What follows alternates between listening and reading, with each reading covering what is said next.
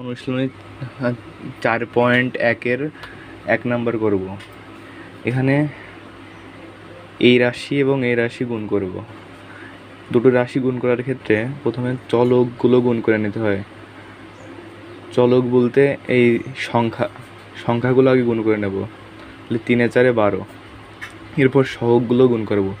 আর একই সহগ গুণ করার ক্ষেত্রে আমাদের মাত্রা যোগ হবে। যেমন এখানে a ইন্টু a কিউব সমান a4 হবে, মানে সহগের ক্ষেত্রে আমাদের মাত্রা যোগ করতে হবে। তাহলে a ইন্টু a কিউব সমান a4 আর b ইন্টু b। এইখানে বির কোনো সহগ নেই, তাহলে এখানে শুধু b। এই ক্ষেত্রেও আমরা আগে চলকগুলো গুণ করে নিব। চলক অর্থাৎ শুধু সংখ্যা। তাহলে 5 ছক, এখানে চলক 5 হয়, তাহলে 5 ছক 30।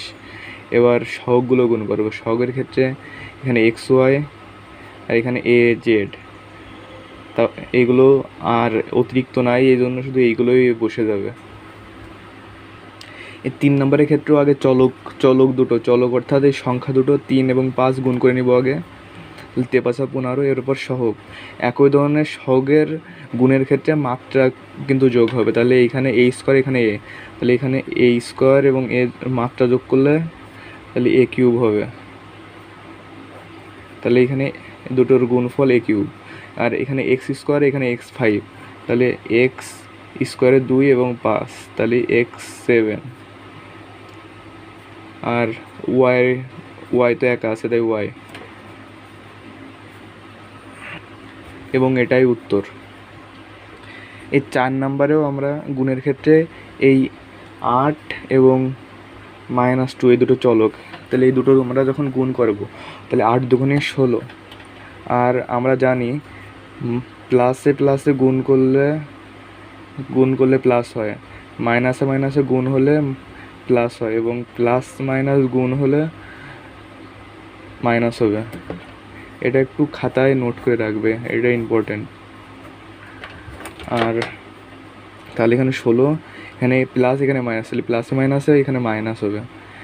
আর a স্কোয়ার তো a স্কোয়ার, আর এখানে b এবং b স্কোয়ার থাকাতে তাহলে b এদের এই সহগের মাত্রা যোগ হবে। তাহলে এখানে a ইন্টু a স্কোয়ার, মানে b অন যোগ b স্কোয়ারে 2, এখানে b কিউব, এখানে b কিউব, এটাই অ্যান্সার। এই 5 নাম্বারটায়ও আমরা আগে চলকের গুণ করে নিব। চলক অর্থাৎ এই সংখ্যা, তাহলে সংখ্যার গুণ করলে 10 দুগুণে 20। আর চলকের এখানে আছে মাইনাস, এখানে আছে প্লাস। আমরা তো এখানে দেখছি যে প্লাস মাইনাস থাকলে সেখানে মাইনাস হবে, তো এখানে -20।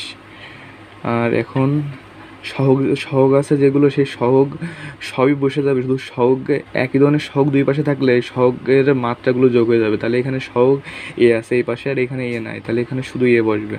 এখানে b আছে এই পাশে b নাই, তাহলে এখানে b বসবে।